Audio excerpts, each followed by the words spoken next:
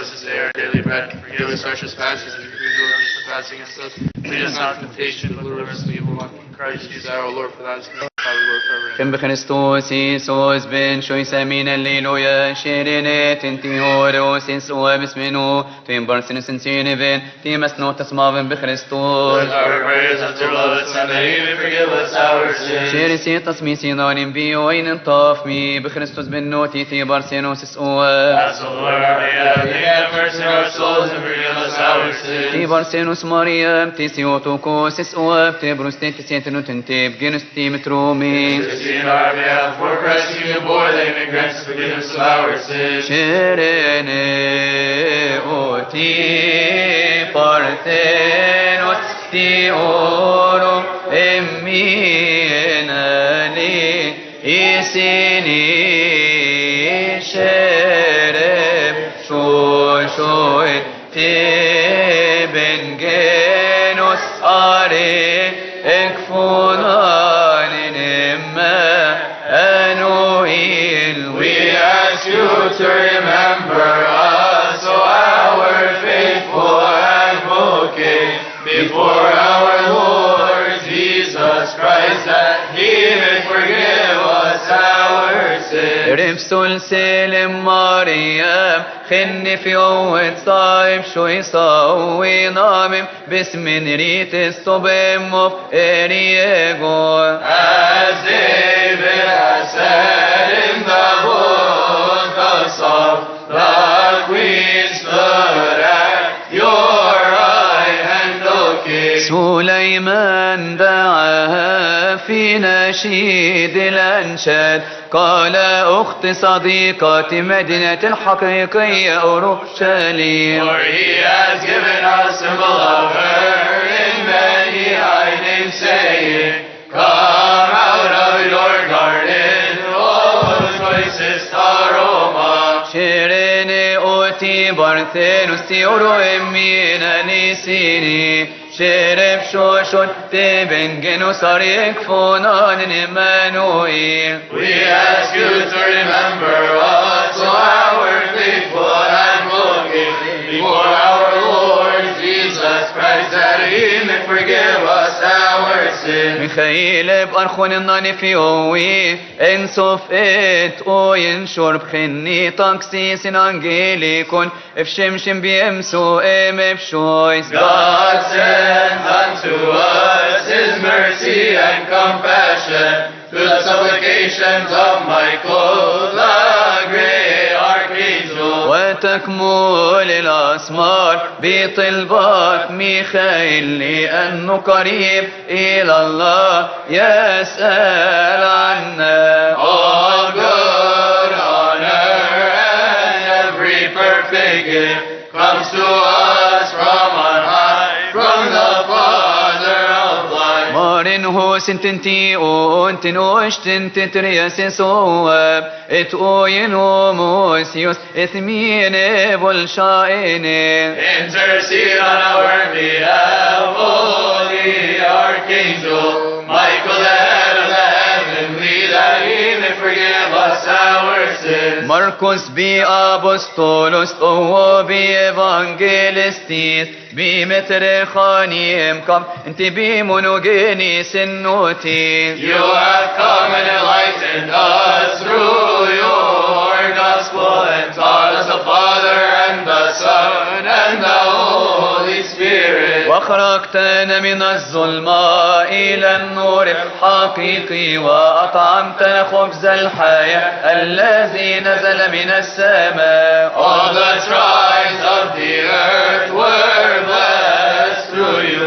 and your words have reached the ends of the world. شيرينك وبمارتيروس شيربي إيفانجيلستيس شيربي أبوستولوس أبا ماركوس بي ثيوريموس. Pray to the Lord on our behalf, of the elder of God, the evangelist, Saint Mark the apostle, that he may forgive us our sins. أبستوينو فينت بنجفيوس شو شيبو الخمبي كايز بينك أرتني بكو جناي بنيوتس وبابا مسايل. And we smelled it said a long time ago, we heard about you from our father Abba Isaac. راك صغيرا لكن نعمة الله على وجهك فألبسك اسكيم الرهبنة. For your great bodily toil, so that your spirit became a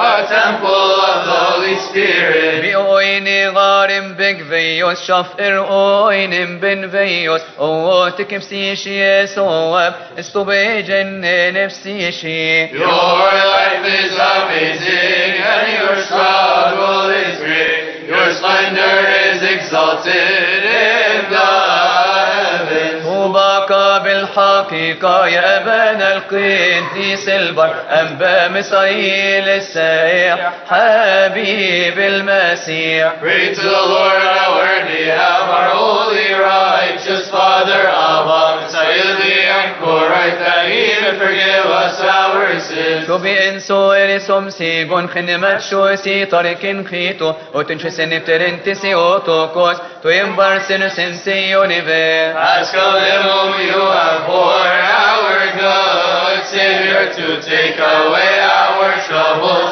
and grant us His peace. شيريني وتي برسينوس يورو يمين ليسيني شرب شوشون تبن جنوسار يكفو نادن إيمانوئيل. We ask you to remember us, our faithful advocate, before our Lord Jesus Christ, that He may forgive us our sins. نعظمك يا أم النور الحقيقي ونمجدك يا العذراء القديسة والدة الإله لأنك ولدت لنا مخلص العالم أتى وخلص نفوسنا. المجد لك يا سيدنا وملكنا المسيح فخر الرسل إكليل الشهداء تهليل الصديقين ثبات الكنائس غفران الخطايا. نبشر بالثالوث القدوس لاهوت واحد نسجد له ونمجده. يا رب ارحم يا رب ارحم يا رب بارك أمين.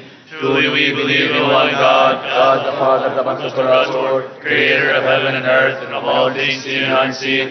We believe in one Lord Jesus Christ, the only begotten Son of God, begotten of the Father before all ages, light of light, true God, begotten not created, oneness with the Father, by whom all things are made, who for us men and for our salvation came down from heaven, was incarnate of the Holy Spirit, and Virgin Mary became man, and he was crucified for us in Pontius Pilate, suffered, was buried, on the third day rose from the dead, according to the Scriptures, ascended to the heavens, he sits at the right hand of his Father, and he's coming again in his glory to judge the living and the dead. We see him shall have no end. Yes, we believe in the Holy Spirit, the Lord life giver, proceeds from the Father, with the Father and the Son, who is worshiped and glorified, was loved by the prophets, and in one holy Catholic Apostolic Church, we confess and baptize the remission of sins.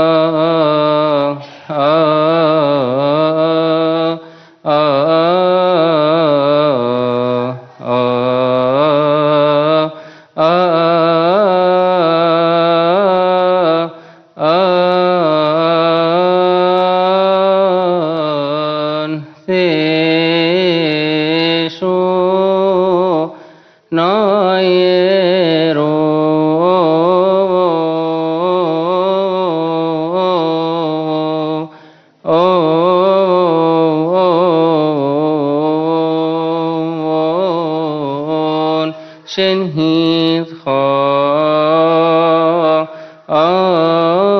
خارون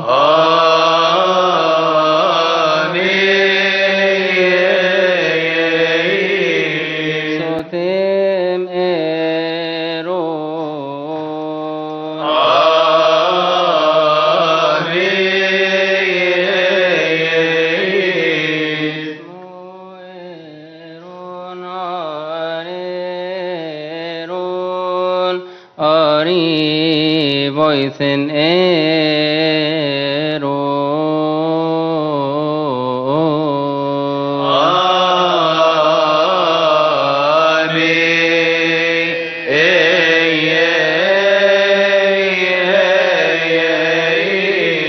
وارفع غضبك عنا وافتقدنا بخلاصك واغفر لنا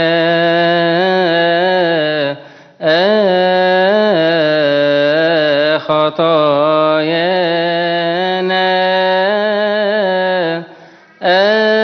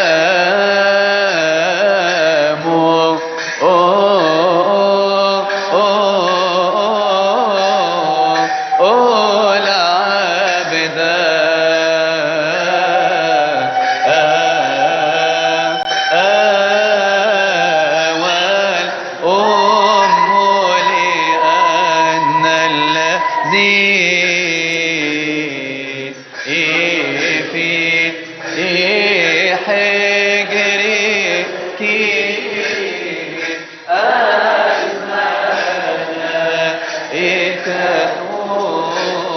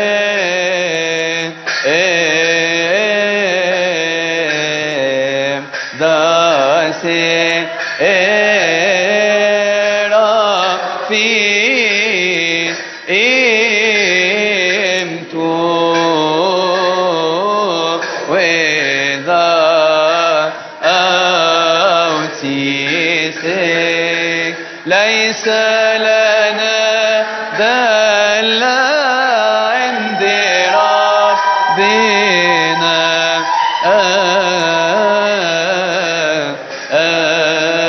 يسوع المسيح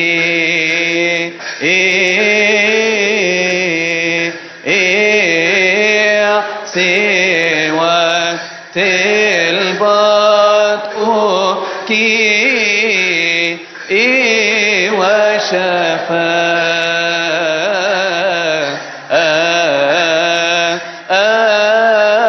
وشفاعتك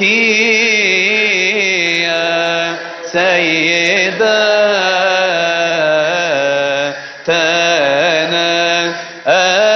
كلنا السيدة لدة الإله شرسي أوتو كبرسني او ابرس بيبو سي بيرتو كوزمو تون سوتيريا كيتون سيونيمون ابروس فيرن بانداتون إمنون إيمون سمغالي شرسي أوتو كبارسيني ميترتو إمانوئيل تسبينا برغمي شرسي تاكسيسن أنجلون شرتي بروستاسيا إيمون تو بطريكتون سيونيمون سمغالين من شرسي أوتو كبار سنن سوكف نوتف إرشافنا كنجبيغو خنسيون فتيناك إنهان بشيخن يروساليم سمغالي شرك خريتو مني ماريا وكيريوس ميتاسو آجيوس استين وفاتر باسيل بسين سبت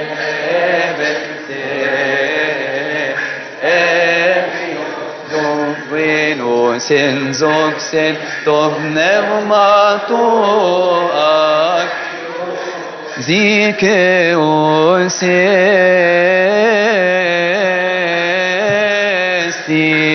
upetir uvoisin se ebense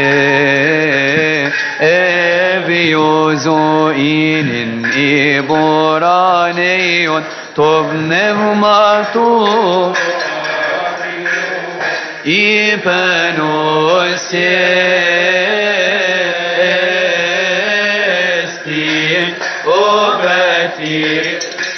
صابرين سبنت Evio Iisus Evoranion Tornevmato Agio Kyrios Estin Opatir Lalevsin Ebente Evio Makosin Evoranion Tornevmato Agio Nimeos Estin Opatir Lalevsin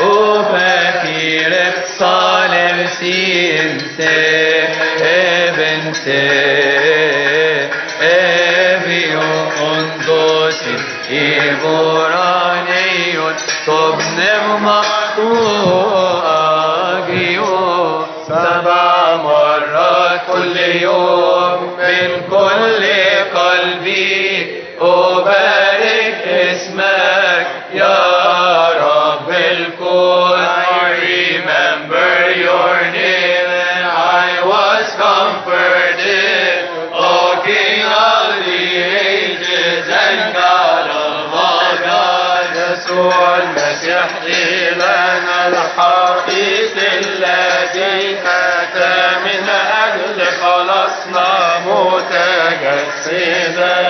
He was incarnate of the Holy Spirit and of Mary, the pure bride. وطلب حزننا وكل ضيقنا إلى فرح قال وتاني الكل. Let us worship Him and sing to His mother Mary, the beautiful dove. ونصرخ بصوت التهليل قائلين السلام لك يا مريم أم عمانوئيل. Hail to you Mary, the salvation of our father Adam. Hail to you Mary, the mother of the refuge.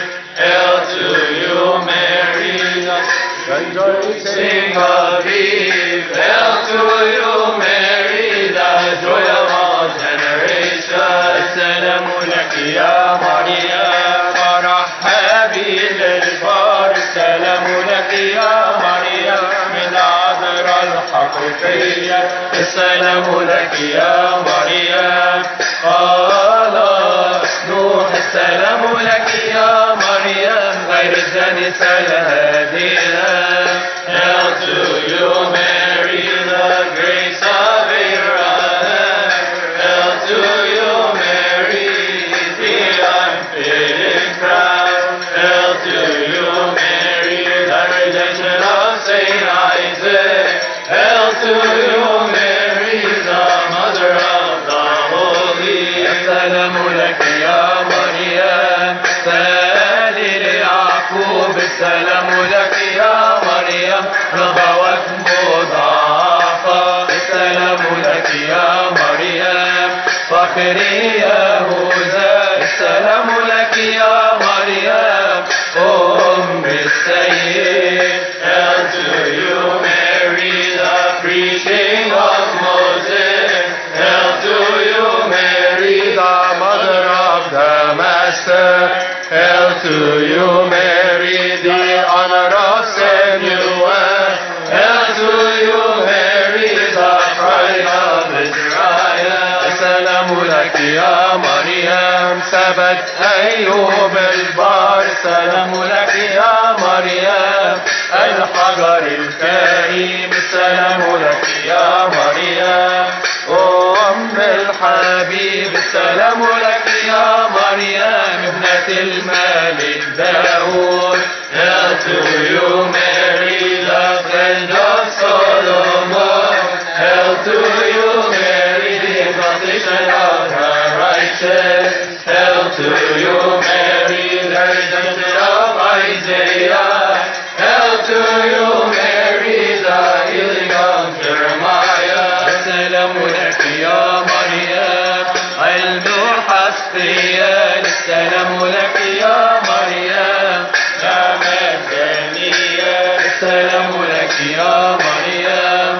قوة إيليا السلام لك يا مريم نعمة إليشا Hail to you Mary the mother of God Hail to you Mary the mother of Jesus Christ Hail to you Mary the beautiful God Hail to you Mary the mother of Son of God سلام لمريم التي شهد لها جميع الأنبياء وقالوا هو ذا الله الكلمة التي تجسد منك بوحدانية لا ينطق مثلها You are truly exalted more than the rock of Aaron Oh, full of grace What is the rock of Mary For it is the symbol of her virginity حبلت وولدت بغير مباضعة ابن العلي الكلمة الأزلي بصلواتها وشفاعتها افتح لنا يا رب باب الكنيسة I entreat you, O Mother of God Keep the gates of the churches open to the faithful Let us ask her to intercede for us before her beloved that he may forgive us دعيتي يا مريم العذراء الزهرة المقدسة التي للبخور which came out and blossomed from the roots of the patriarchs and the prophets مثل عصا هارون الكاهن أزهرت وأوسط الثمرات You gave birth to the word without the seed of man and your virginity was not corrupted ولهذا نمجدك كوالدة الإله اسألي ابنك ليغفر لنا Amin purun tetihirini moinani tekhirini semnirani tekhirini kanin novi nani bo the enemies of the church and fortify her that she may not be shaken forever Emmanuel إلهنا في وسطنا الآن بمجد أبيه والروح القدس May he bless us all and purify our hearts and heal the sicknesses of our souls and bodies بنشكرك بكريستوس بكيوت الأبصر ننبه نغمة وجه فيها ستمو السلام لك يا مريم يا يمام جليل قسم لنا بسر معظم صلاة مبهج وفريح السلام لك يا كرمة عنقدها قد أثمر رأسي ينبوع الحكمة وفم علي معظم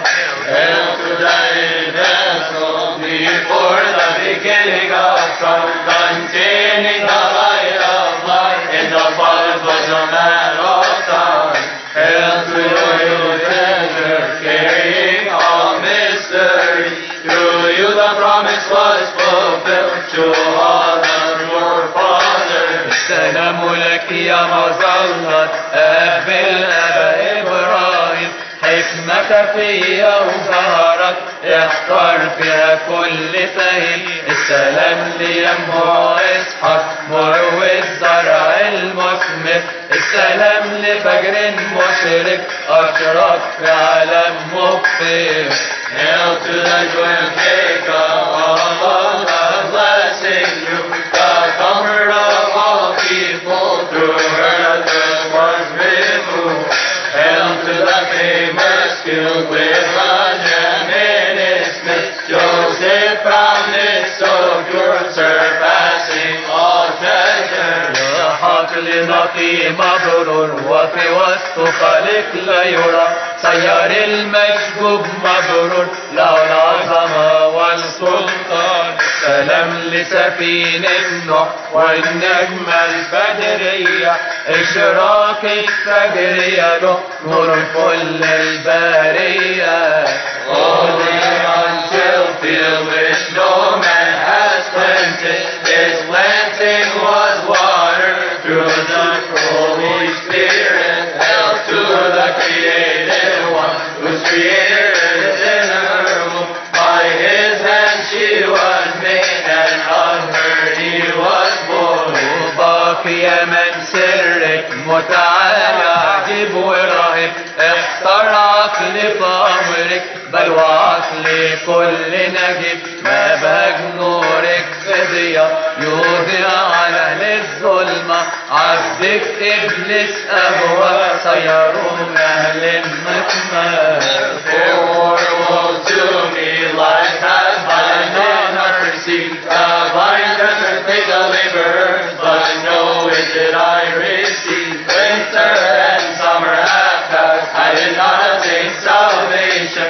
The time of reaping is come, I still have my temptation. يا رجا من خاب رجا أم وعرش وعذرة، عفو ابنك أترجى لا يحسبني من اليسرى. تأخرت في المتجر فكبت مني التجرة، جئت في 11 راجي قبض الأجرة. I desire you on judgment day to heal my wound with your power.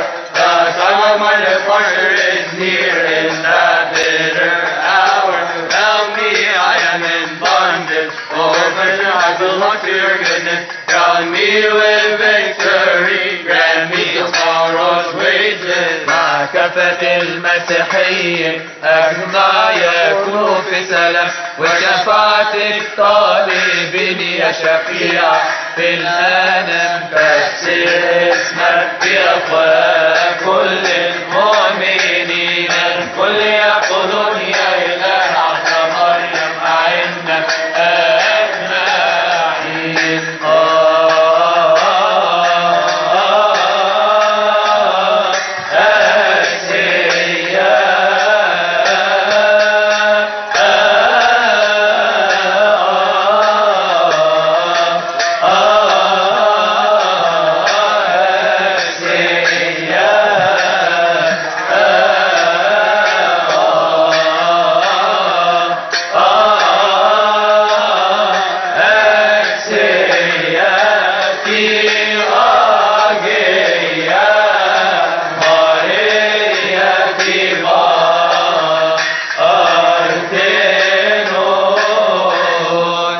ملك هذا اليوم الطاهر للعلو هذه التسبيحة، اذكرنا قدامك رب ليغفر لنا خطايانا.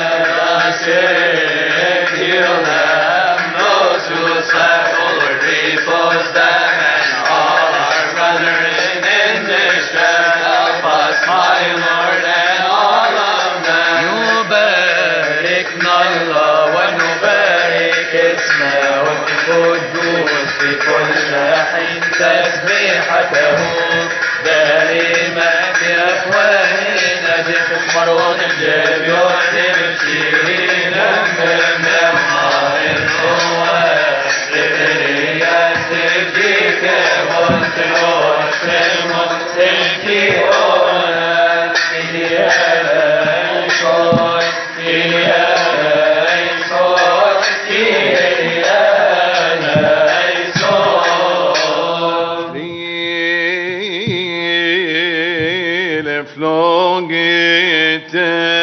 Ebe brosevkie stasite Esmu erine pasi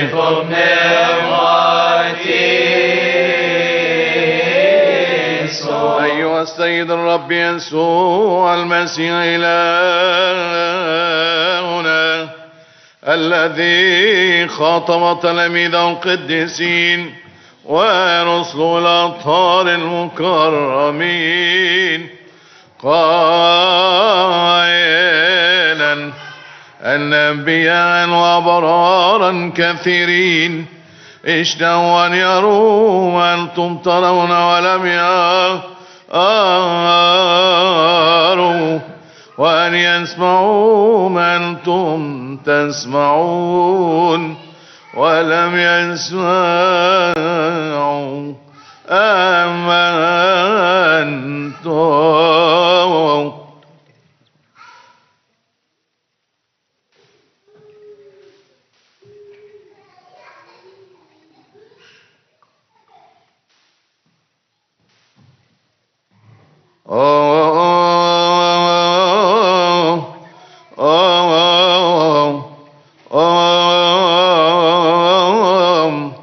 فطوبى لعيونكم لأنها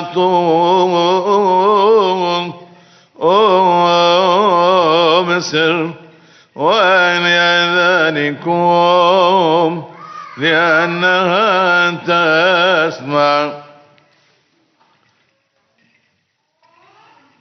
مش هينفع كده.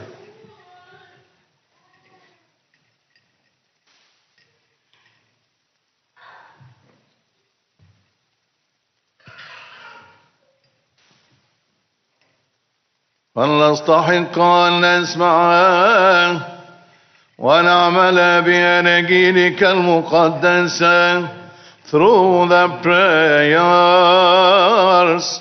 of your saints. Pray for the Holy Gospel. Lord have mercy. اذكر أيضا يا سيدنا كل الذين أوصونا ومرونا أن نذكرهم في سؤالاتنا وطلباتنا التي نرفعها إليك أيها الرب إلهنا الذين سبقوا فرقدوا يا رب نيح المرضى اشفيهم لأنك أنت وحياتنا كلنا خلاصنا كلنا رجاؤنا كلنا شفانا كلنا وقيامتنا كلنا. هللويا صوتم تاشيري أنا فرق بماج أريب أبشم بلا أسنم بإترفن تبيوت جي أبي أورو ربسي من بساي جي أوين صحب بشوي هللويا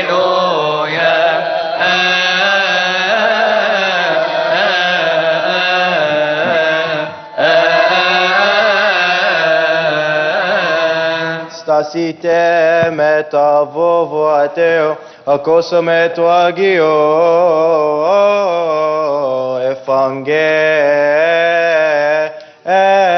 evangelio Zmrot injivi thiochen francho sentenigom gref logis onoktukata matheo onagi evangelio tanagnosma Nuksai sikire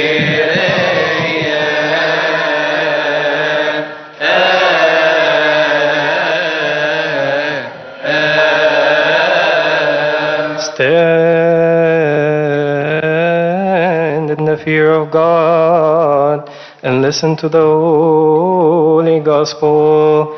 A reading from the Gospel according to our teacher St. Matthew the Evangelist, and the pure disciple, may his blessings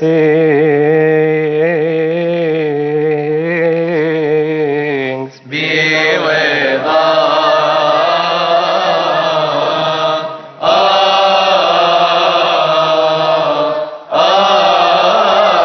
Amen. Sopenotto bensiruben oroterin Jesus per Christus shiri mefnotet ankhbirna afshani bi ufa benoti beshan antenene terami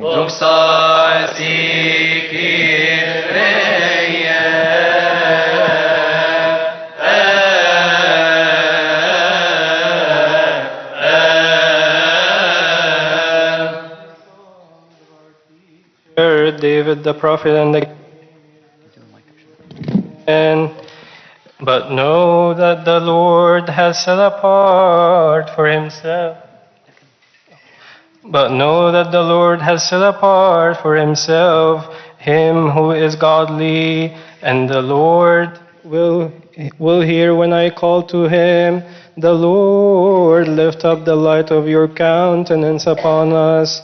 You have put gladness in my heart.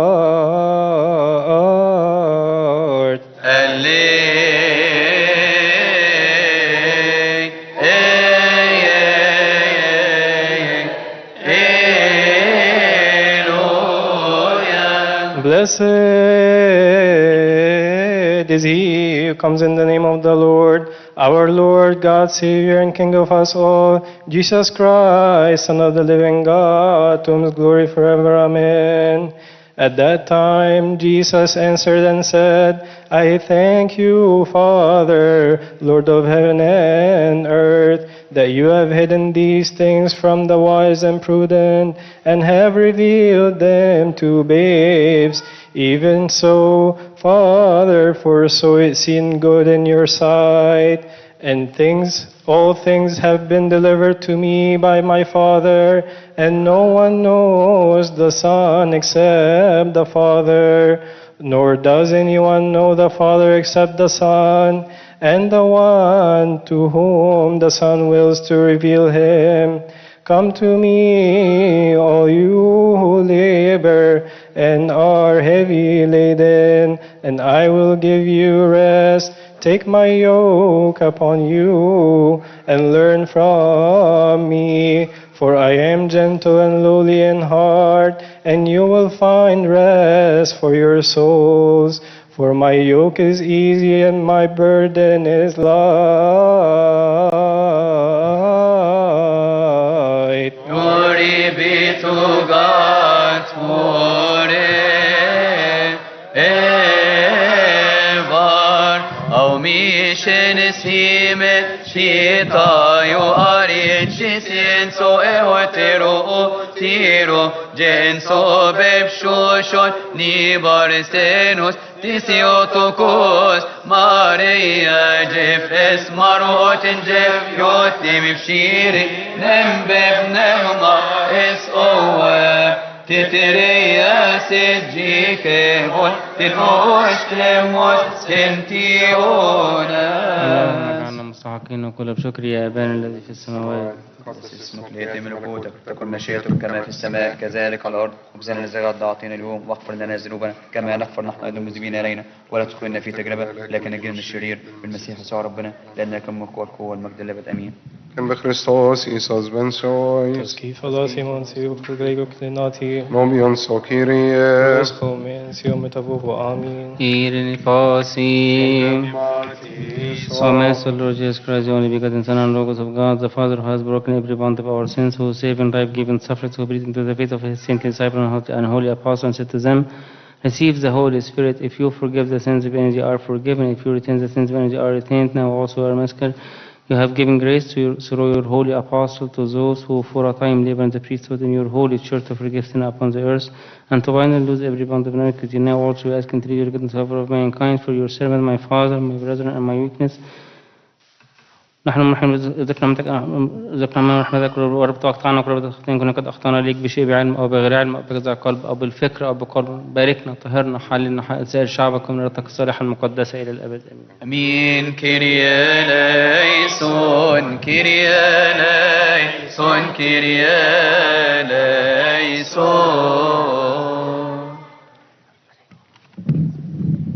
تفضلوا ارتاحوا.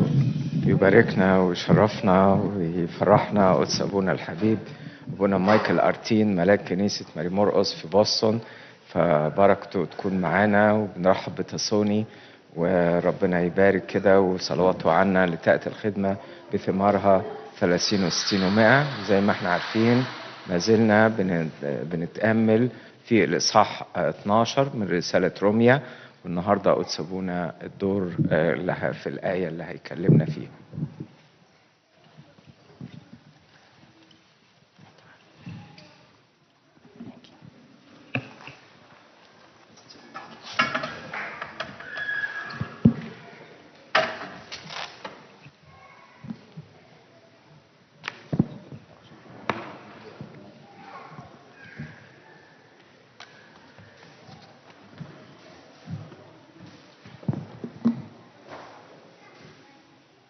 بسم الآب والابن والروح القدس إله الواحد أمين. تعالى عن نعمة ورحمة وبركة من الآن وده الدور كلها أمين. كل سنة وحضراتكم طيبين.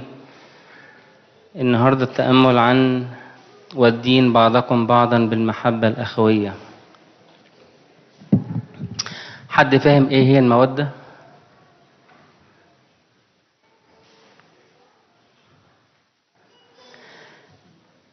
المودة هي المظهر العملي للمحبة اللي بنبين بيه اهتمامنا بالآخر واهتمامنا بالعيلة الصغيرة والعيلة الكبيرة، من زيارات وتسديد احتياجات ونديله يد المعونة في أي حاجة يطلبها أو أي حد يطلبها، وإظهار كل مشاعر طيبة. هو ده مختصر كلمة مودة، إن أنا هو ده الصورة العملية للمحبة، إن أنا بقدمها بصورة عملية. القديس بطرس الرسول في رسالته الثانية 1:7 بيقول: في التقوى مودة أخوية وفي المودة الأخوية محبة. في التقوى مودة أخوية علشان اللي بيخاف ربنا هيعامل الناس حلو، هيبص صورة ربنا في الناس وهيعاملهم حلو.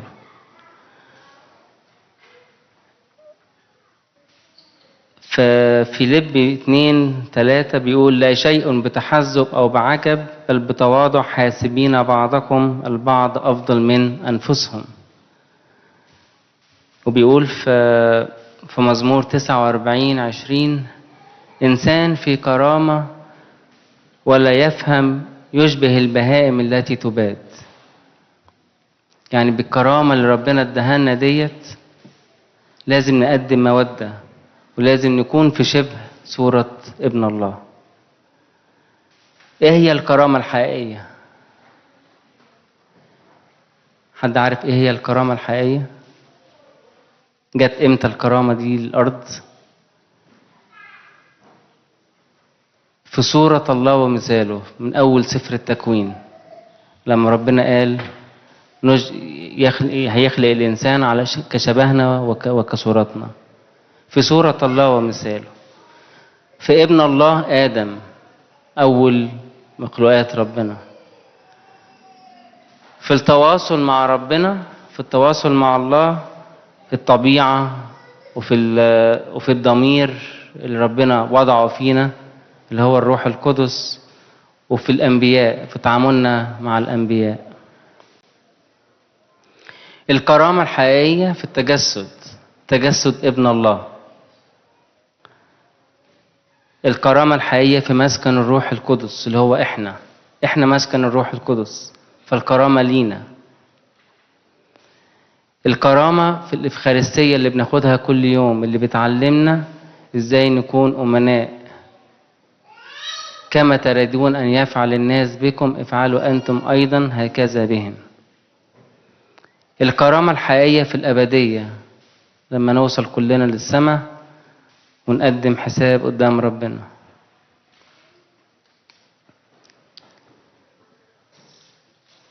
في يوحنا 13 السيد المسيح بيقول وصية جديدة أعطيكم أن تحبوا بعضكم بعضا كما أحببتكم أنا. أنتم أيضا بعضكم بعضا بهذا يعرف الجميع أنكم تلاميذي بالمحبة وبالمودة اللي هي الصورة العملية للمحبة.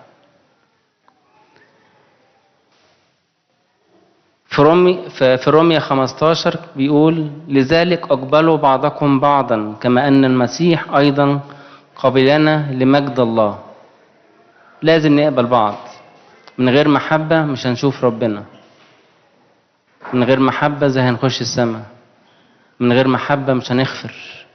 واحنا كل يوم في اليوم بنصلي أبانا الذي مرة 2 3 10 حسب كل واحد وقانونه. واغفر لنا ذنوبنا كما نغفر نحن أيضا للمذنبين إلينا. لازم نكون أمناء في اللي احنا بنقوله مش ترديد كلام. السيد المسيح بيقول هيجي ناس كتير في الآخر ويقولوا باسمك تنبأنا وباسمك عملنا معجزات وباسمك عملنا حاجات كتير حلوة، ولكن يقول اذهبوا عني يا ملعين.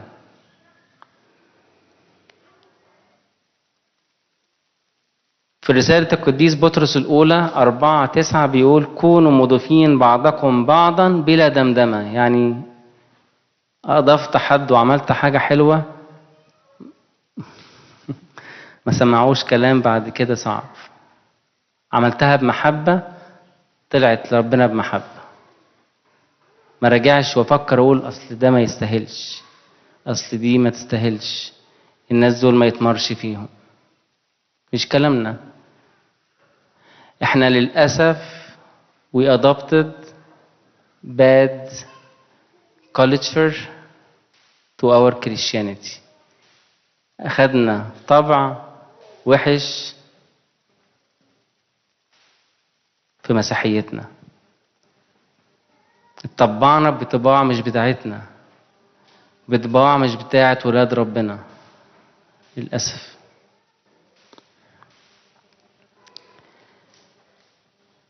الكرامة في المشاركة. في غلاطيا 6 بيقول احملوا بعضكم أثقال بعض وهكذا تمموا ناموس المسيح. عشان المسيح وصانا ان احنا نعمل كده، ان احنا نشيل أثقال بعض، ان احنا نحمل بعض، ان احنا نساعد بعض، ان احنا نحب بعض. ايه مضاعفات عدم الكرامة؟ كل واحد يفكر كده 2 3. أول ما نبعد عن ربنا بنفقد الحياة الروحية. في لوقا 9 بيقول وقال للجميع أن إن أراد أحد أن يأتي ورائي فلينكر نفسه ويحمل صليبه كل يوم ويتبعني. أول ما بنفقد الطريق وأول ما بنفقد الحياة الروحية مضاعفات كتيرة بتحصل.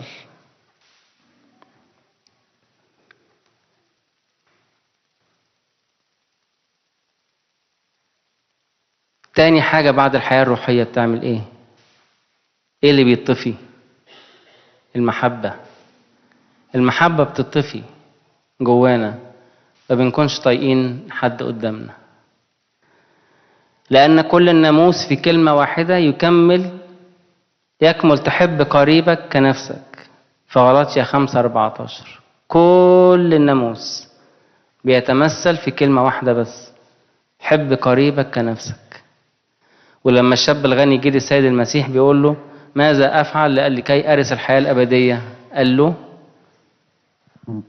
حب الرب إلهك من كل قلبك ومن كل فكرك ومن كل قدرتك وقريبك مثل نفسك.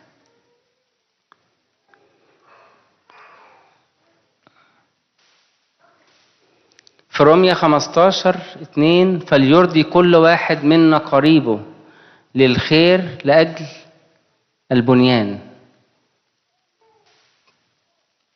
كل ما أرضي الناس، كل ما أرضي قريبي، أنا ببني، بطلع للبنيان، ببني نفسي للبنيان، ببني نفسي الحياة أفضل.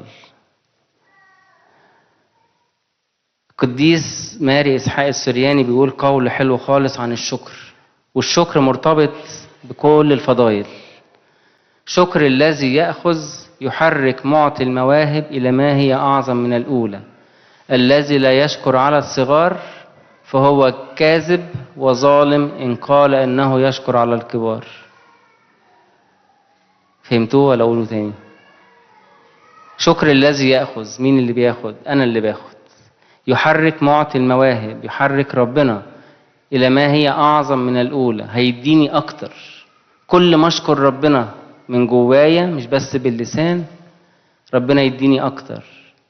الذي لا يشكر على الصغار، هي الحاجات الصغيرة، الصحة، البيت، الولاد، العربية، الشغل، كل دي حاجات صغيرة قدام ربنا. لو واحد ما شكرش عليها يبقى أنا كذاب وظالم. لو قلت يا رب اديني أكتر وأنا هشكرك، اديني أنت بس وأنا هشكرك، بضحك على ربنا.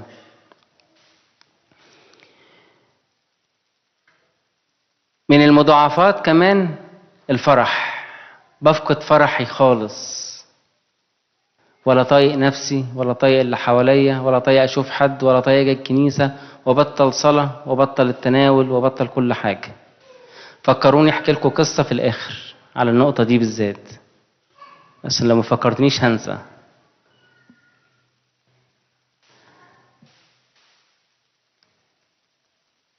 في أعمال الرسل 20 بيقول في كل شيء أريتكم أنه هكذا ينبغي أنكم تتعبون وتعضدون الضعفاء متذكرين كلمات الرب يسوع أنه قال مغبوط هو العطاء أكثر من الأخذ. بدي بفرح، كل ما ادي هفرح، كل ما ادي في الخدمة، وكل ما ادي لحد وأنا مش باين هفرح أكتر. كل ما أفرح عيلة، كل ما أفرح إنسان، أنا هفرح ان انا فرحت حد، هفرح ان انا اديت وفرحت ولاد ربنا. للأسف في كرامة مزيفة واحنا كلنا بيضحك علينا، بما فيكم انا، كلنا بيضحك علينا فيها، وهو المنظر الخارجي. حد يقول لنا كلام كويس، اطلع لغاية ربنا يرضى، هنطلع لغاية فين؟ أول ما حد يقول لي كلمة حلوة أديها لربنا على طول، أقول له يا أشكرك يا رب، كل ده من مجدك يا رب، كل ده من عندك يا رب. اوعى حد يسرق المجد بتاع ربنا. مين عمل كده واتضرب على طول؟ هيرودس. في فرق بين هيرودس وهيرودس. في أعمال الرسل أول ما ابتدى يتكلم الناس صرخت وقالت هذا صوت إله لا إنسان. في الحال ضربوا الدود ومات عشان ما اداش المجد لربنا. احنا بنسرق كتير من ربنا وهو صابر علينا. يونان خد مجد قد كده وربنا صابر عليه وما رجعلوش المجد.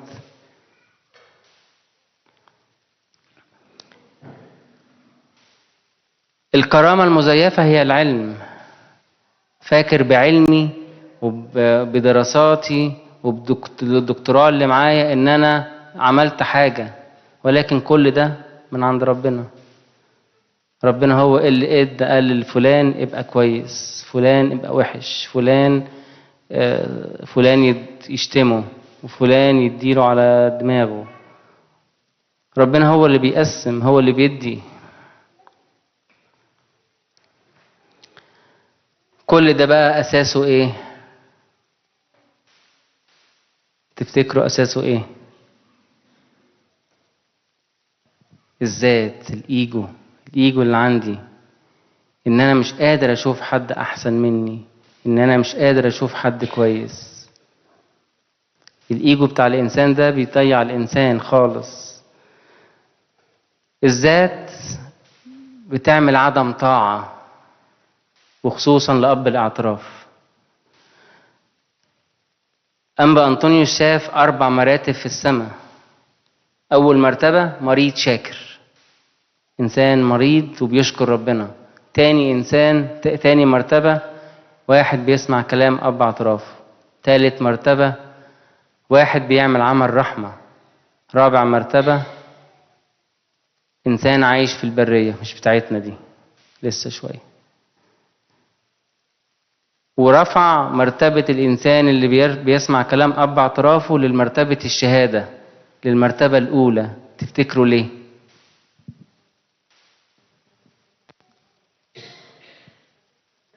بيكسر ذاته، بيكسر الهوى اللي عنده. كل ما الواحد يكسر الهوى اللي عنده، كل واحد يسمع الكلام ويطيع، ربنا بيرفعه، ربنا بيديله أكتر وأكتر وأكتر.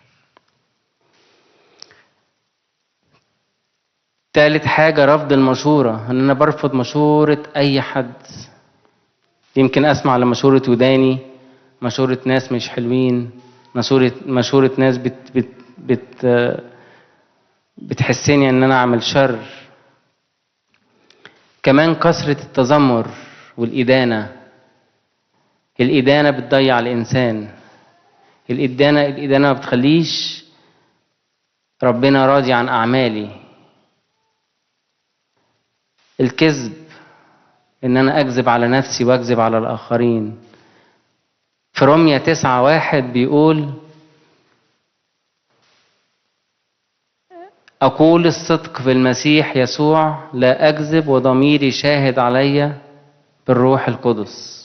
الضمير اللي اتكلمنا عليه في الاول، ضمير الروح القدس شاهد علي في كل حاجة بعملها.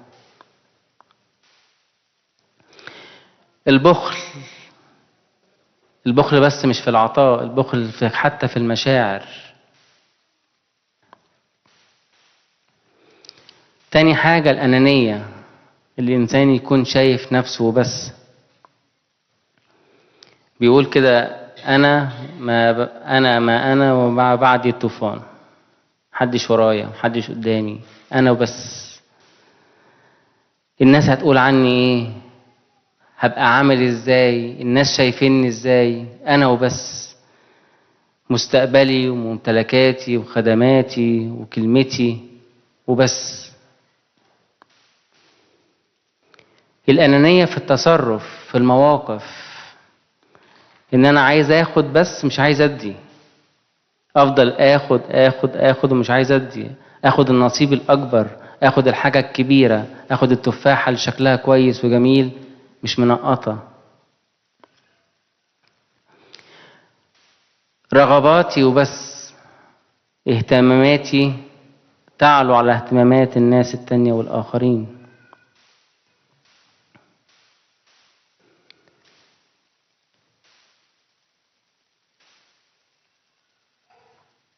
من مظاهر مرض الكرامة، هو مرض أصلا، مرض صعب. من مظاهر مرض الكرامة ان انا الواحد بيستنى او بيكون غيران من الناس اللي حواليه. حد مثلا يكلم حد في امريكا يقول له انا جاي وجات لي الهجرة وجات لي الفيزا وجات لي حاجة، يقعد يشجعه في الاول، يشجع يشجع يشجع يشجع، واول ما يجي يديله معلومات غلط توديه ورا الشمس، في الانشورنس وفي اللايسنس وفي كل حاجة بتبان وبتظهر، عشان مش عايز فلان يبقى احسن مني. العيلة دي جت واشتغلوا وعملوا فلوس بقوا احسن مني، انا بقالي 20 سنة هنا ما عملتش حاجة وهم لسه جايين وربنا بارك لهم. طب ما لازم ابص ربنا بارك ليه؟ اكيد في حاجة غلط عشان ربنا بارك لدول وما باركليش. الغيرة صعبة خالص، صعبة خالص في كل حاجة. الغضب المستمر، الغضب الجاهل، الغضب المستمر، غضب غضب غضب غضب بدون لازمة. عدم احتمال الآخرين. بس لو فكرنا في الآية اللي السيد المسيح قالها: كما تريدون أن يفعل الناس بكم افعلوا أنتم أيضا هكذا بهم. عدم التقدير للناس، عدم التقدير الظروف.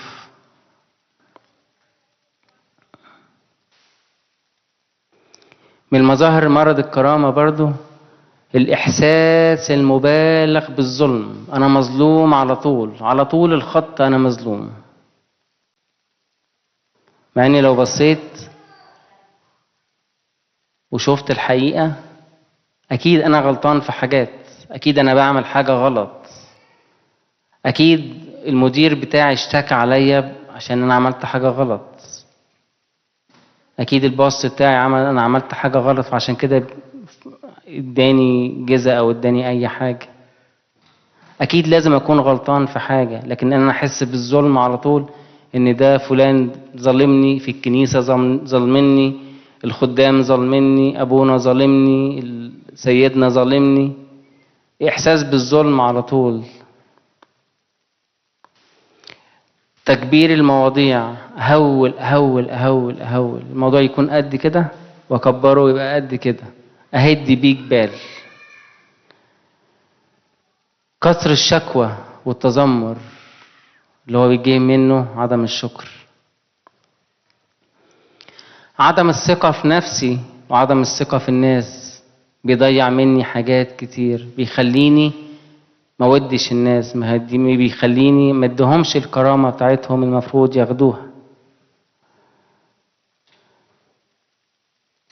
من مظاهر مرض الكرامة ان انا ما احبش اشتغل مع حد، انا اشتغل لوحدي، اكون في مكان لوحدي. جاية من ضعف المحبة، وجاية من التسلط، وان انا مش عايز حد يكون فوقية.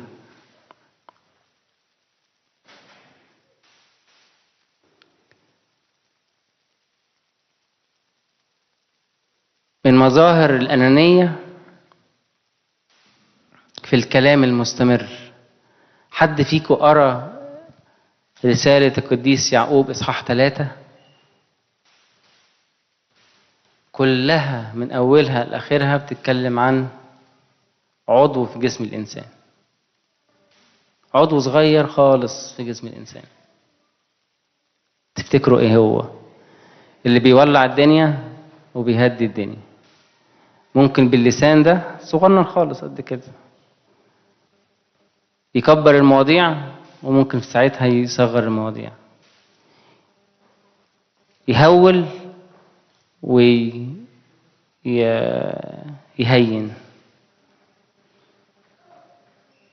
ده علاج حلو خالص ان احنا نقرا الاصحاح ده في الاسبوعين دول، عشان ناخد بالنا ان احنا ازاي ممكن نهد بيوت وممكن نبني، ممكن نودي الدفة في حتة مختلفة تماما عن المفروض تروح فيها. ممكن أوصل كلام غلط أهدي بيه كل اللي أبونا عمله في شهور وسنين مع عيلة.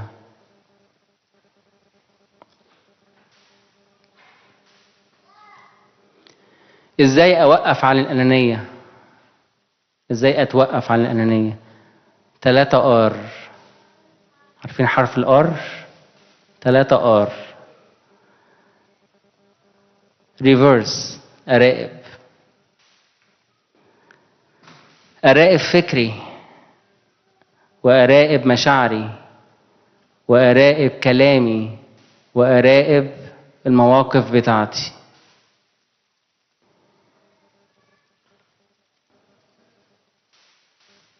تاني حاجة ريزيست، أقاوم الفكر وأقاوم المشاعر.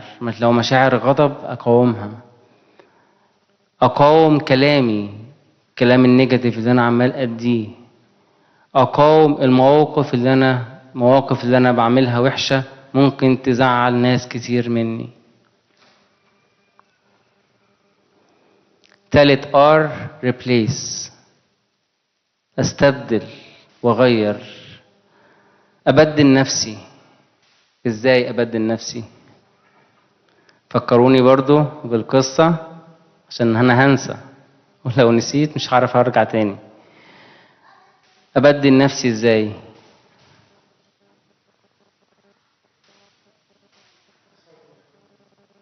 بايه؟ إثار الآخرين. وإيه تاني أقوى؟ مين بيستحمى؟ بأمانة كده، بأمانة. أنا عارف النهاردة حلو وحطيته برفيوم كتير وكويسة، بس مين بيستحمى؟ بأمانة. محدش. دي حاجة صعبة يا ابونا. 4 أسرار هتدخلنا السماء، أبيتم أو لم تبقوا. توبة واعتراف كل يوم، معمودية وميرون مش هيتكرروا تاني، وتناول، تناول كل يوم وتوبة واعتراف كل يوم. لازم أغسل نفسي، لازم أنظف نفسي قبل ما أحط راسي على المخدة، أعرف أنا زعلت مين ونكدت على مين وقلت كلام يجرح لمين. في قصة تانية بقى على الكلام ده. استبدل ربنا بنفسي، احط ربنا كده في كل حاجة قدامي، احط ربنا اقول له يا رب انت مركز حياتي، توكل على الرب بكل قلبك وعلى فهمك لا تعتمد. امثال 5 آية 3. وفي أمثال 20 بيقول ليكن اتكالك على الرب إلهك مش على نفسك. أبدل فكري، أبدل مشاعري، أبدل كلامي، أشوف الكلام اللي أنا بقوله وحش وأبدله. أبدل المواقف اللي أنا فيها، أحط نفسي في الموقف وأبدل نفسي. أنا هرضى أن أتحط في الموقف ده ولا مش هرضى أن أتحط في الموقف ده؟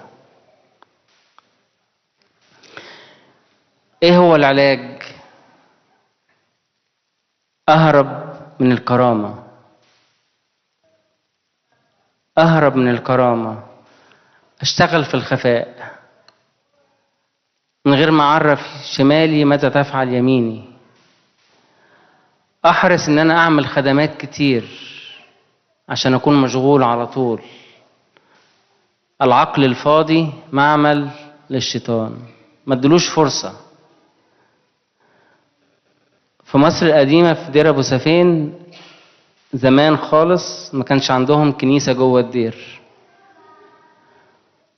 وكانوا بيصلوا في الكنيسة اللي في ظهر الدير، كنيسة أبو سفين. وكل يوم يطلعوا يصلوا تسبيحة وقداس. بعد التسبيحة الرهبات بيقفوا طابور كده، حتى لو انتوا بتروحوا الدير دلوقتي هتلاقوا الرهبات بيعملوا كده أو الرهبان بيعملوا كده، بيقفوا طابور ويسلموا على بعض من الكبير للصغير، وكل واحد يقول للتاني أخطيت سامحني. وأخطيت سامحني دي بتحرق الشيطان، بتولع فيه، بتخليه يولع كده ويتجنن. أبعد عن الافتخار المباشر، إن أنا أفتخر باللي أنا عملته وبالحاجات اللي أنا رسمتها والحاجات اللي أنا عملتها. أبعد عن الافتخار المباشر، أدير ربنا على طول، ما فكرش فيه. أتذكر الضعفات والخطايا اللي أنا بقع فيها. يا رب أنا أضعف من أضعف حد. أنبا أنطونيوس لما جاله الشيطان بيفكره وبيحاربه بيقول له يا رب، بيقول للشياطين أنا أضعف من أصغركم، جايين تحاربوني أنا. ناس كتير لما بتتحارب والحرب بتقوم عليها بتعمل أول حاجة بتعملها إيه؟ تفتكروا أول حاجة بيعملوها إيه؟ بيسيبوا الصلاة. يقول لك الصلاة دي هي اللي جايبه لي الكافية، المطنيات هي اللي مهيجة الشيطان عليا. دي برضو قصة ثالثة، يبقى كده 3 قصص. يا رب افتكرهم. كل ما نتحارب كل ما نصلي أكتر، كل ما نعمل مطنيات أكتر. هحكي لكم قصة عشان ما انساهاش، عشان المطنيات دي مهمة جدا. كان في شاب عنده 20 سنة عمل حادثة ودخل في غيبوبة لمدة 3 شهور ومش عارفين يعملوا معاه ايه. فأحد أفراد الأسرة، قالت للأم ما تروحي كنيسة العذراء أبيار وصلي هناك والعذراء هتتمجد. الست أول ما دخلت الكنيسة الولد توفى، والسيد المسيح خد روحه وقال له أنت هترجع دلوقتي. قال له لا مش ممكن، لازم أقعد معاك، المكان هنا حلو ومريح وهادي. قال له لا، أمي طلبت إن أنا أرجعك وما أقدرش أأخر طلب على أمي.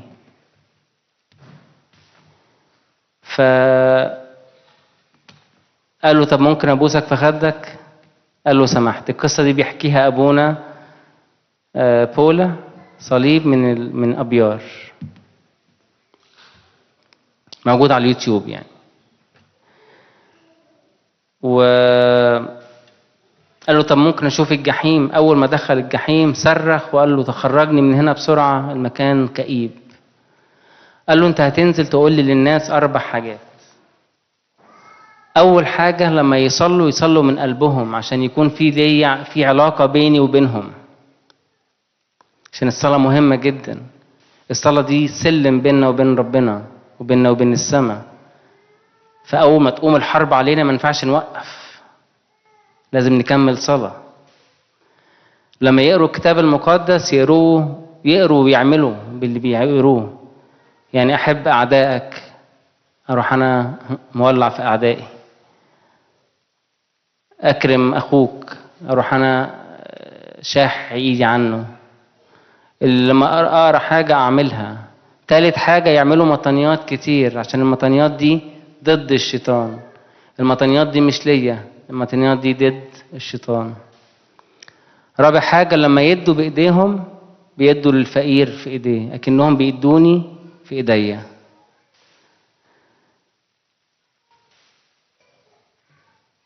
تاني حاجة من العلاج إن أنا أشجع الناس وأركز على الحاجات الحلوة اللي بيعملوها.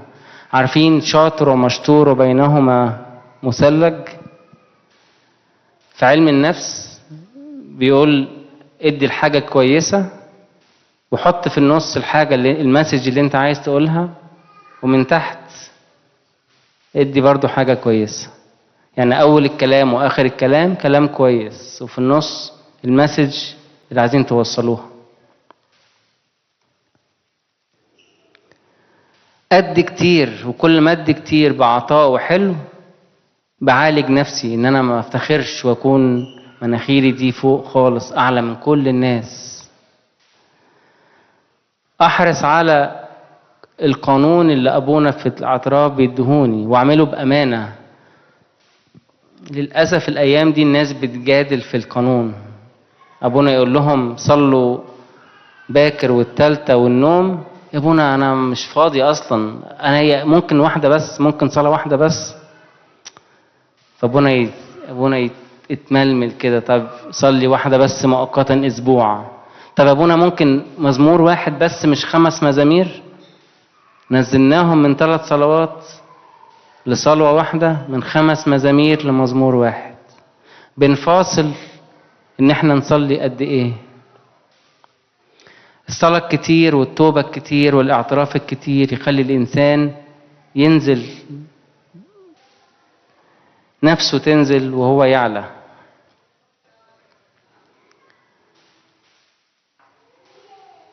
نقرأ كتير رومية 12. يعني أشكر أبونا على الإصحاح الجميل ده. الإصحاح ده مليان تدريب حلوة خالص. رومية 12:10 والدين بعضكم بعضا بالمحبة الأخوية مقدمين بعضكم بعضا في الكرامة. وبرضه بيقول في متى 6 لذلك أقول لكم لا تهتموا لحياتكم بما تأكلون وبما تشربون ولا لأجسادكم بما تلبسون، أليست الحياة أفضل من الطعام والجسد أفضل من اللباس؟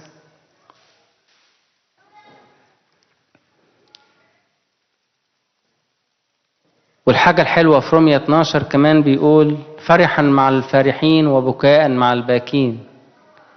إصحاح كله تدريب حلوة تخلينا نتقدم روحيا. العلاج الذات والكرامة محتاج 5 حاجات. اعتراف وحساب نفس كل يوم، طاعة أو الحاضر، أخطيت،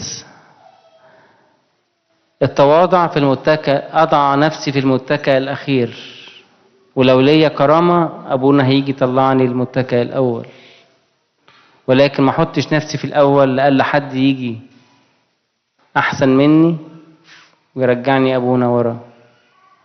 أحط نفسي على طول في المتكأ الأخير. أخدم كتير بقلبي وبالعطاء الكتير اللي بديه. أشكر ربنا على الحاجات الحلوة. كلنا محتاجين نشكر ربنا إن هو جابنا الكنيسة بسلام، ولما نروح نقول له يا رب نشكرك إنك رجعتنا بسلام. محتاجين تلمذة على الإنجيل وعلى حياة القديسين. أقول القصتين بسرعة بقى، أنا قلت واحدة ناقص 2. في مدرس من المدرسين حب إن هو يعلم الولد عنده لسانه وحش خالص، فقال له، راح جاب له لوحة كده فاضية، أكيد سمعتوها القصة دي، واداله شوية مسامير، قال له كل ما تقول كلمة وحشة دق دق مسمار في اللوحة. وبعد ما اللوحة اتملت الولد قال له مفيش مكان أحط تاني، في لوحة تانية؟ قال له لا، شيل كل المسامير ديت. فلما شال كل المسامير اللوحة بقى شكلها قبيح وحش. ده بالظبط اللي احنا بنعمله في الناس لما نقول كلمة صعبة ومش عارفين مداها هيكون عامل ازاي. القصة دي بتفكرني بحد كان في المانيال، كان دكتور عظام، كان استشاري دكتور عظام، وكان دكتور كبير خالص. ابنه برضو طلع دكتور، وكان بياخد رسالة الدكتوراه بتاعته وراح يطمن على ابنه من الدكتورة اللي ماسكة الرسالة، فبيسألها ابني عامل ايه وكده. دخل لها المكتب راح شتماه، قالت له كلمة صعبة. الراجل طب مات قدامها من كلمة. احنا مش عارفين الكلمة دي هتعمل ايه فينا وفي نفسيتنا او في نفسية اللي قدامنا، فلازم اخلي بالي من الكلام وان انا ما اجرحش حد. القصة الأخيرة تورينا قد ايه ان الكنيسة مهمة، وان التوبة والاعتراف مهمين جدا لحياتنا وخلاصنا. القصة دي أنا شاهد عليها، كنت لسه في أولى إعدادي. كان عندنا في المانيال أخ عنده محل ذهب، والراجل ده ما كانش بيخش الكنيسة تماما، ما كنتش بشوفه في الكنيسة خالص، والناس عمالة تفخم فيه وتقول كلام حلو فيه، بيقولوا عليه ايه ده. ما وتعلمنا في مدارس الأحد اللي ما يجيش الكنيسة يبقى وحش. يعني بمبدأ الأطفال الصغيرين اللي ما بيجيش الكنيسة ده يعني ملوش علاقة مع ربنا. فهو كان بيعمل عمل رحمة إلى ما لا نهاية. كان إنسان حلو جدا جدا جدا، وقلبه كان حلو خالص، وبيعمل عمل رحمة ملوش مثيل. كان جاله هارد أتاك كذا مرة، وقالوا له لو جالك هارد أتاك تاني احنا مش هنعرف ننقذك. كان جنبه على طول محل بتاع فول وطعمية، مين من اسكندرية ومين من القاهرة؟ طعمية ولا فلافل؟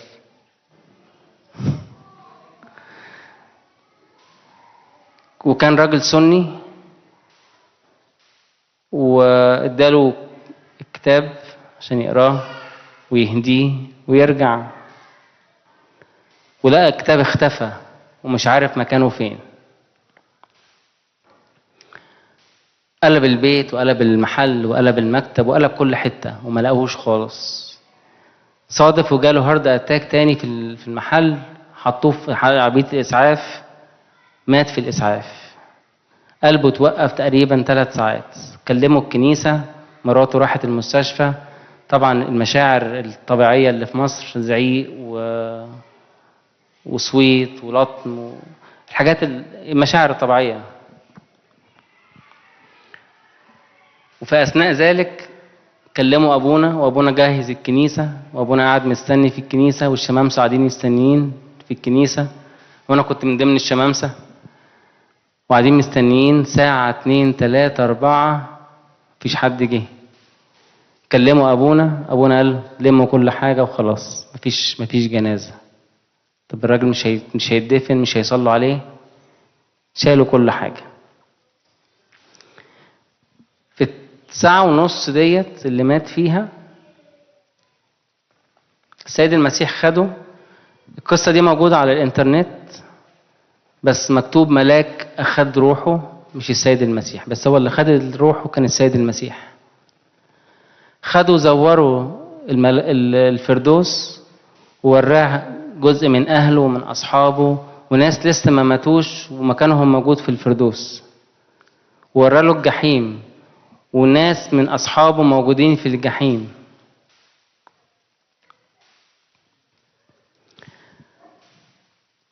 وقال له أنت إنسان حلو خالص، ولكن أنت بعيد عني كل البعد، قلبك بعيد عني كل البعد، ما بتجيش الكنيسة وما بتصليش وما بتقراش الكتاب المقدس، وأنا اللي ضيعت الكتاب اللي جالك، عشان ده جالك ليه؟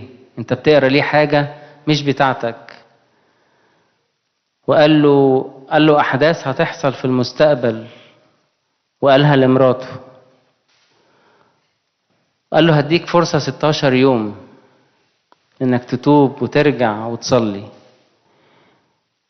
مش كفاية إن الواحد يعمل عمل رحمة بس، لكن محتاج يكون في علاقة بينه وبين ربنا كل يوم.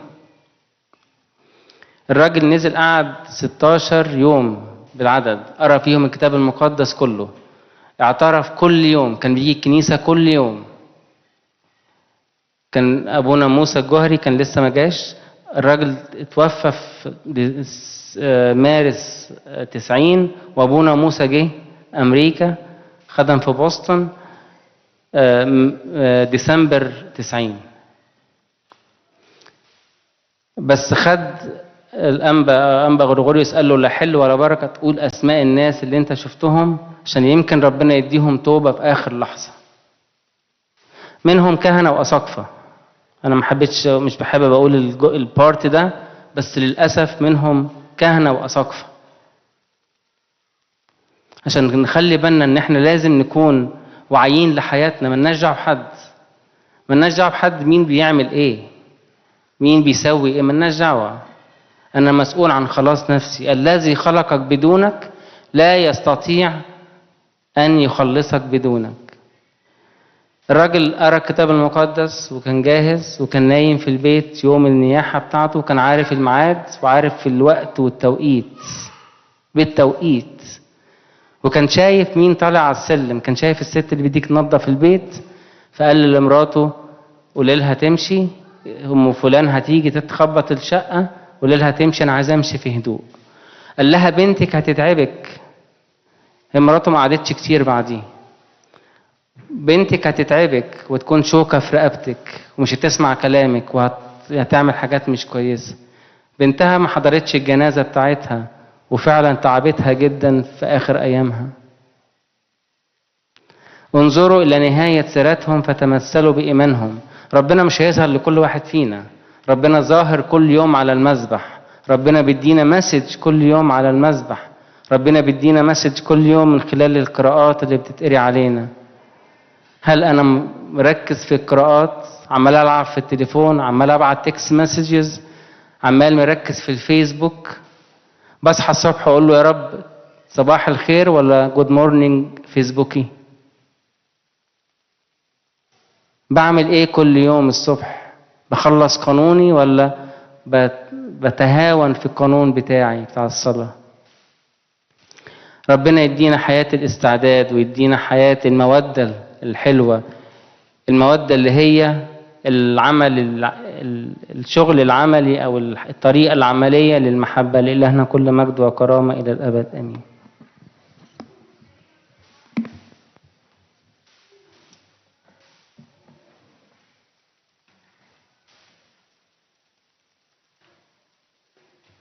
كرة سابونا على الكلمات العميقة اللي يا ريت كلنا ننفذها ببركة صلواته، وربنا يدينا الحياة المرضية أمامه. وبنطلب من قدسه انه دايما يذكرنا في صلاتك ابي بتاعت الخدمه في مر 30 و60 و100. دلوقتي الكواير فيتفضلوا كواير.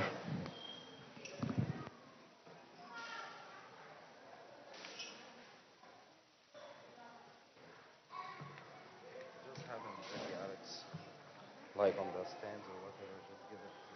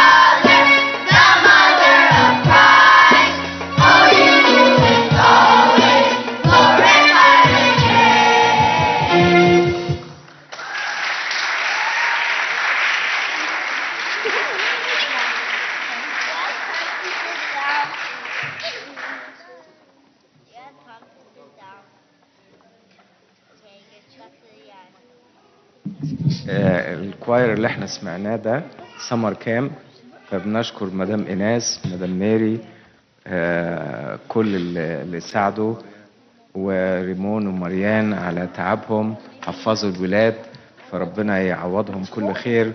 حاجة جميلة ان الولاد يبقوا في الكنيسة وكل النشاطات الكويسة ديت بيعملوها، فنشكركم على تعبكم، نشكر كل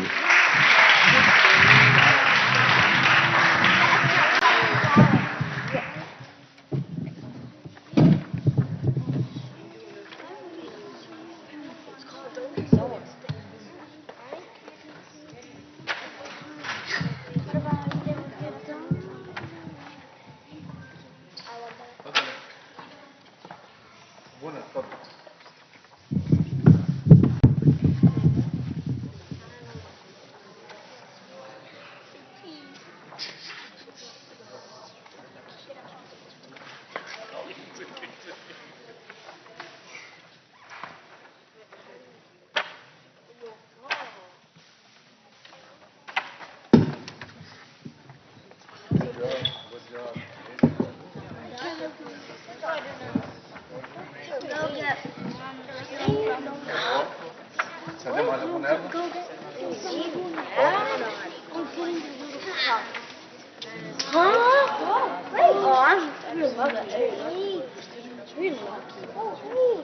You're lucky, right? This said though, I'm just talking about. I'm not talking about the bad ones. No, I'm not talking about that.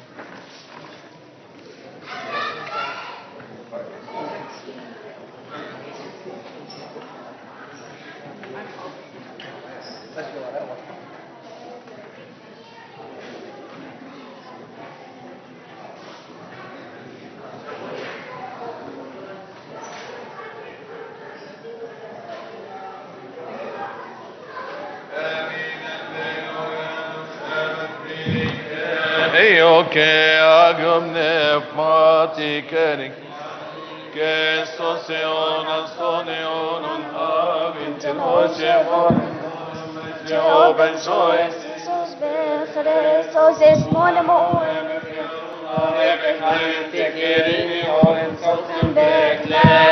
Sotiamono alainan, Kyrie eleison, Kyrie eleison, Kyrie prodeson emilis moerois, Timeton yakonem, confesmo, بخريستوس بالنوتي Evoron te tiherin moinan te kninsa minan te kniken novenan i volge sågte till gomnen pionen besmonen bia mahi shani amin اللهم اجعلنا مستحقين نقول بشكر يا ابانا الذي في السماوات تقدس اسمك ياتي ملكوتك تكن مشيئتك كما في السماء خذنا كتابنا واعطينا يوم والآن محبة الله الآب ونعمة الابن الوحيد ربنا وإلهنا مخلصنا يسوع المسيح شركة وعطية وموهبة الروح القدس تكون معكم امضوا بسلام سلام الرب يكون معكم الله القداس بكرة من 8:15 وبالليل